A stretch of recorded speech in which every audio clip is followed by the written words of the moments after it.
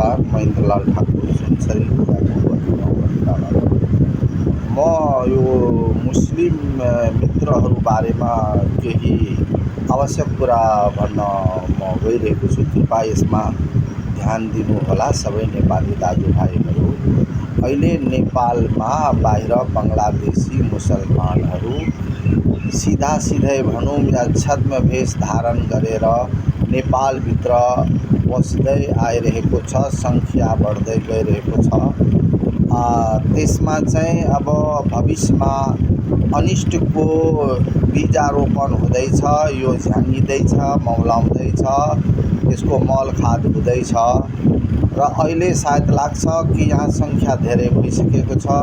अनि रविना बहिनी एकजना चाहिँ हुनुहुन्छ। रविना बहिनीले के भन्छन् भने कि अब उमर खानलाई समातेर देखाइदिउँ, यदि एक बाउको छोरा हो भने अब यहाँ मुस्लिमको आधिक्यको बिचमा आवाज उठायो भने म रक्तिम क्रान्ति गर्छु। यो सबहरू सङ्केत हो। रविना बहिनीलाई म के भन्न चाहन्छु भने हाम्रो देशमा नेपाली मुसलमानहरू छन्, तिनीहरू हिन्दूहरूमा केही फरक छैन। सँगै बसेर ईदमा, ईद उल फितरमा, तिहार दसैँमा हामी सँगै बसेर खाने गरेका छौँ। हाम्रो पौठाजोरी गरेर हामी हिँड्छौँ। तर जुन यो मुसलमानहरू आइरहेको छ, यो मुसलमानहरू अब रविना बहिनी भनेको नेपाली नागरिक हो कि विदेशी हो या त बाहिरको हो भने त्यसले चाहिँ किन अहिले नेपाल देशको अहित हुने, नेपाली नागरिकको अहित हुने, नेपालमा द्वन्द्व चर्काउने फैलाउने भाषा प्रयोग गरिरहेको छ।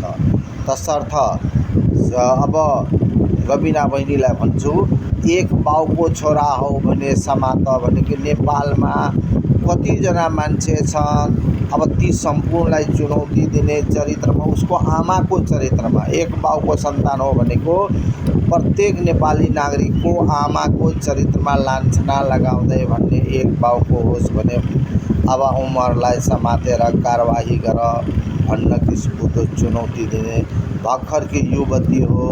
अब यो कहाँबाट घुसपैठ भएको हो, कसको छोरी हो, कसको नाति हो, कुन गाउँपालिकामा घर छ, कुन सङ्गठनमा छ, अनि नेपालको जुन नेपाली नागरिक हो कि होइन।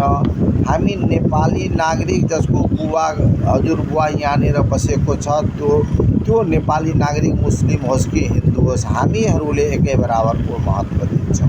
तर यसले चाहिँ विदेशी अब के अरे बाहिरबाट आएको मुसलमानहरू यहाँभित्र पसाउँदै गएको छ, सङ्ख्या बढ्दै गएको छ।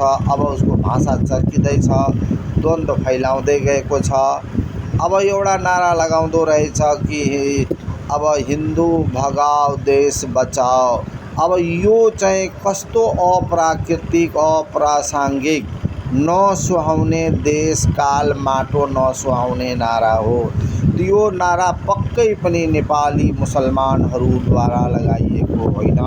हामी सँगै बसिरहेको छौँ। म पनि एउटा रिटायर्ड टिचर हुँ, प्रिन्सिपल हुँ, अब रिटायर भएको छु। पञ्चायती व्यवस्थादेखि अहिलेसम्म मुसलमानसँग सङ्घर्ष छ। सबै मुसलमानहरू हामी एकैजुट भएर एमाले काङ्ग्रेस पार्टीमा लागेर देशमा चाहिँ गणतन्त्र ल्यायौँ, अहिलेसम्म छँदैछौँ। तर हामीसँग धार्मिक विरोध भन्ने पटक्कै छैन।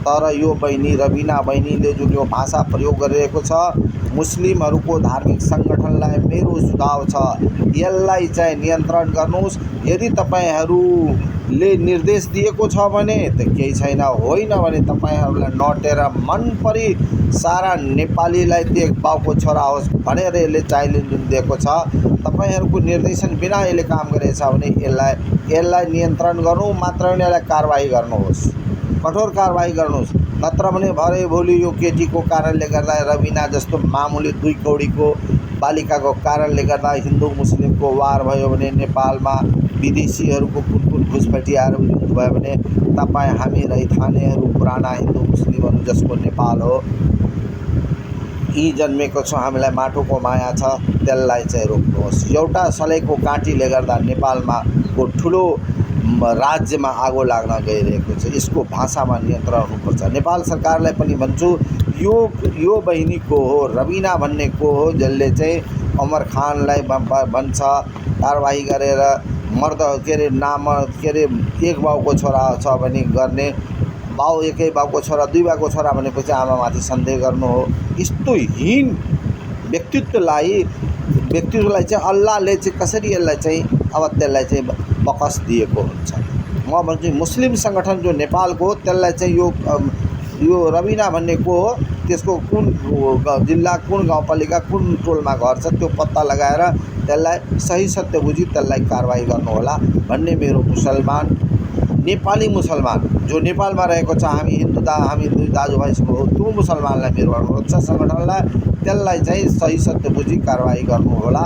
यदि गर्नु भएन भने यसले भविष्यमा तपाईँ हाम्रो बिचको पुरानो सम्बन्धलाई यसले भताभुङ्ग छताछुल्ल पार्छ। यसमा चाहिँ हामी सतर्क सावधान खबरदार हुनु अति आवश्यक छ। धन्यवाद।